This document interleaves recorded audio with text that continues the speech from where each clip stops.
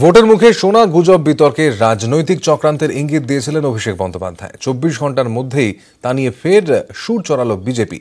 ফায়দা তুলতে নির্বাচন কমিশনে অভিযোগ জানানো হয়েছে। সোশ্যাল মিডিয়ায় ভুয়ো খবর ছড়ানোর অভিযোগে বাবুল সুপ্রিয়র বিরুদ্ধে ফের কমিশনে নালিশ জানিয়েছেন অভিষেক।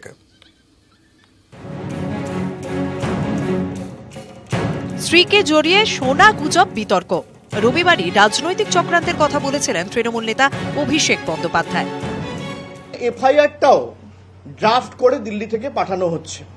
সিপিএম এবং বিজেপির নেতারা অতি তৎপর হয়ে যথাসাধ্য চেষ্টা করেছে এটাকে কি করে ভাইরাল করা যায়। This is the culture of BJP, this is the culture of CPIM and this is the culture of Indian national Congress. অভিষেকের আশঙ্কাকে সত্যি প্রমাণ করেই যেন গেরুয়া শিবিরের নেতারা সোমবার ফের ময়দানে নামলেন। कस्टम का एरिया ऐसा है जिस पर वहां पर जाने की इजाजत किसी भी सरकार की पुलिस को नहीं होता है, लेकिन उनकी दुश्वारी ये है कि जब उनके परिजन एयरपोर्ट पर 7 सूटकेस लेकर आ रहे थे और उसमें जब उसकी जांच पड़ताल की गई तब उसको रोकने का काम किया गया। কাস্টমসের কাজে পুলিশের হস্তক্ষেপের অভিযোগ। ভোটের মুখে আলো কাটতে এ নিয়ে নির্বাচন কমিশনে বিজেপি। ये जो पुलिस फोर्स है, लोकल पुलिस फोर्स, ये एकदम पूरा पार्टिजन है।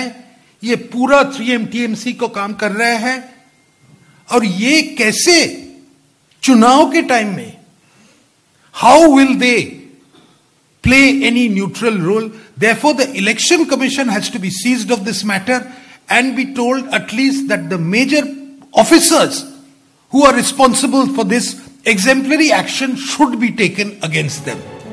তার স্ত্রীকে জড়িয়ে সোশ্যাল মিডিয়ায় ভুয়ো প্রচারের অভিযোগ। বাবুল সুপ্রিয়র বিরুদ্ধে ফের নির্বাচন কমিশনে নালিশ অভিষেক বন্দ্যোপাধ্যায়। বিজেপির অভিযোগ বা অভিষেকের পাল্টা অভিযোগ, দুটি ক্ষেত্রে রিপোর্ট তলব করেছে কমিশন। আমরা এই বিষয়গুলো নিয়ে ফ্যাকচুয়াল রিপোর্ট চেয়েছি।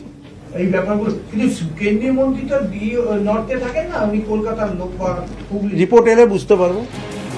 ভোটের মুখে বিতর্ক জিইয়ে রাখতে মরিয়া বিজেপি, তা দিয়েই রাজনৈতিক ফায়দা লোটার চেষ্টা। নিউজ 18 বাংলা।